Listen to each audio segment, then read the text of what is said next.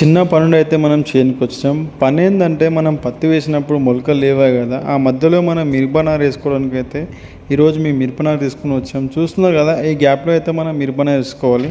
ఎందుకంటే మనం కొన్ని తినడానికైనా పనికొస్తాయి. చూస్తున్నారు కదా, పత్తి మధ్యలో అయితే మిరపనారు నాటడం అయితే మా అమ్మ స్టార్ట్ చేసింది. ఇలా వేసుకుంటే మనకు ఆ ప్లేస్ అనేది ఖాళీగా పోదన్నమాట.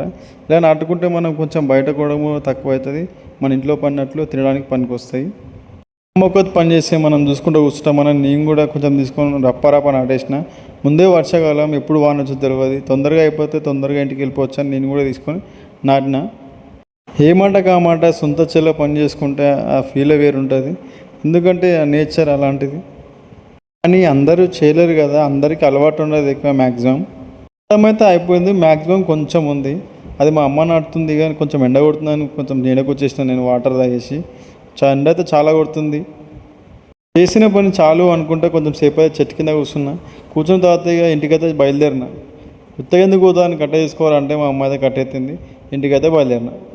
ఇలాంటి డైలీ వీడియోస్ కోసం మన రీల్ లైక్ చేసి ఇంతవరకు మన అకౌంట్ ఫాలో చేసుకునే వాళ్ళు ఫాలో చేసుకోండి.